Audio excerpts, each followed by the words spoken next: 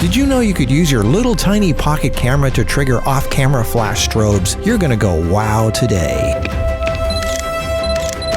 Alright, so let's say you're on vacation, you don't have your big fancy cameras and your big strobes and everything, but you come across the opportunity where you'd like to take a portrait outdoors in the bright sunlight where the light is really harsh and contrasty as you see right now. Very harsh shadows, this is not pleasing. What are you gonna do and what can you use? Well, that's what I'm here to show you today. So, I have my model, she just happens to be along for the ride here. Hello, pretty model.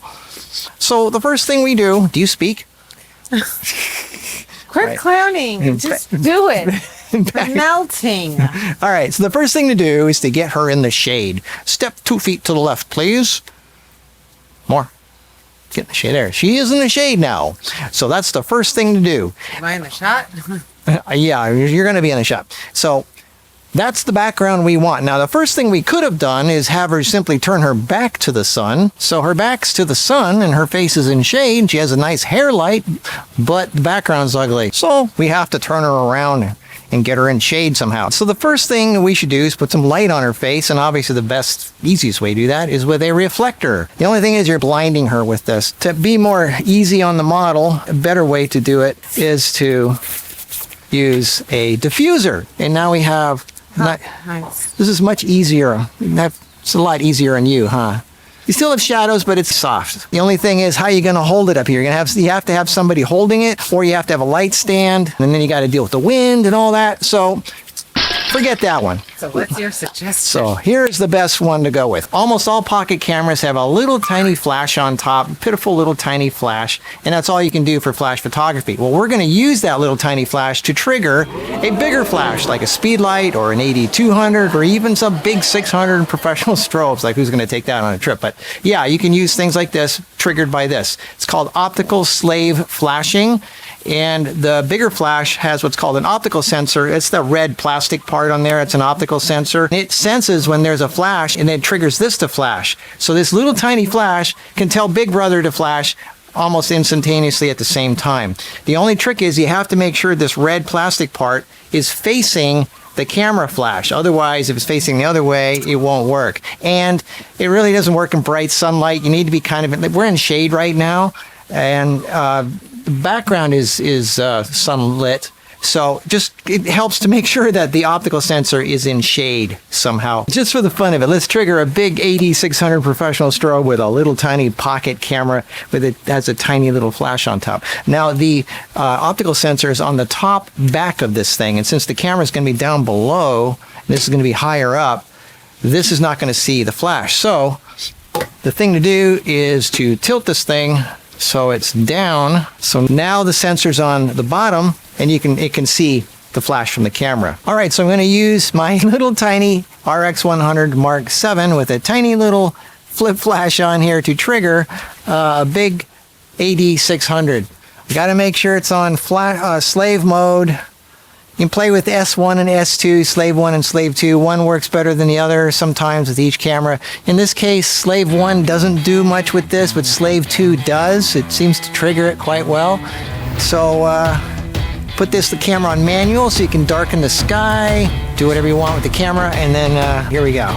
This is just normal lighting without a flash, and voila! Look at that! This is with a big 600 flash. Look at that! And as long as the flash is on the outside, you can use big modifiers like this big softbox. So get even more professional looking, softer image looking stuff. The only thing with the pocket camera is you don't get a lot of blurry background. It might look a little weird at first that everything is in focus, but hey, you can get some really good lighting on the model. That's the main thing. You can trigger multiple lights this way also. Like, let's say you want to have an edge light or a hair light, and you want to have it off to the side. Well, these have the optical sensors on the back. So how are you going to be able to trigger that with a straight shot from the flash on the camera? Well, let me show you. This is where an umbrella comes in. Now, you think the obvious thing is to have, here's the optical sensor facing the flash. So this would be a logical way to do it, and you can do it this way. And then you have a big source of light aiming at the person. Or, this is something that's kind of interesting. You could do it this way also, and have the light facing the person,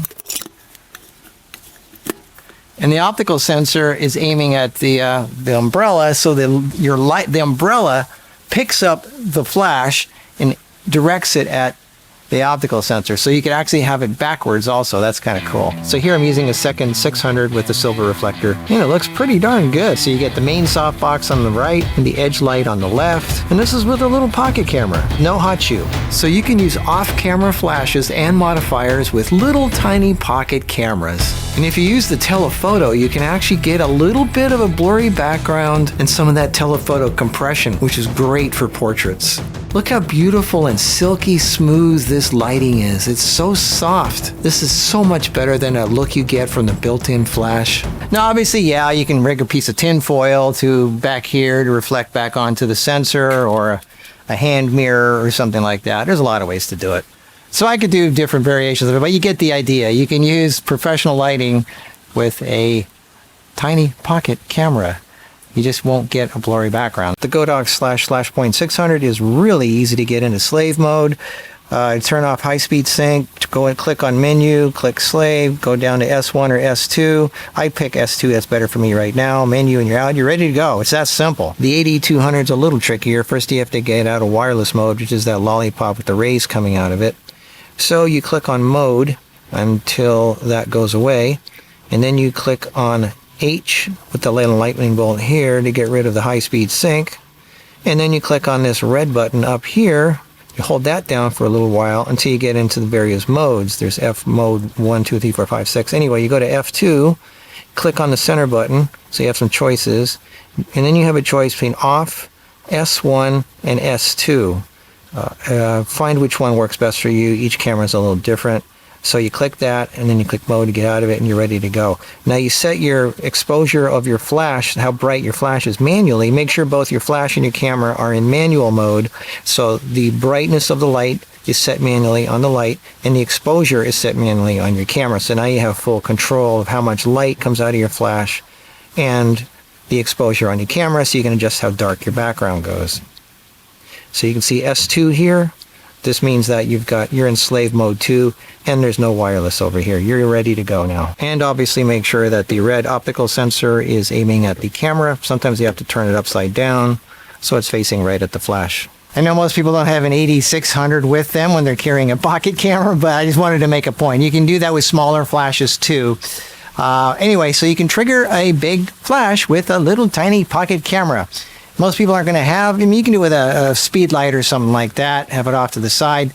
But, you know, a diffuser or a reflector, which folds into something this small, is something really handy to have no matter when you're traveling. So wherever you go, always have something like this, even if it's a small one like this with you. It's a 23 inch or something like that. Anyway, so this is just existing, we're in the shade. Of course, that's going to blow out the background a bit, but that's okay. We're just talking to you, and we don't care about the background as much. So I hope this gave you some ideas, gave you some inspirations to use, you know, if all you have is a pocket camera, you can still take some great pictures when you're on vacation. Be creative with what you have. So time for us to go have what do we want? Pina colada, iced tea. Virgin pina colada and a water, please. Yeah, lots of virgins. Lots of virgins. Okay, so we'll see you in the next video. Bye. Such a dirty-minded.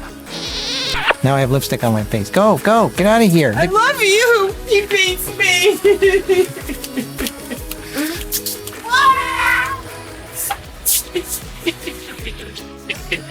Never a dull moment around here.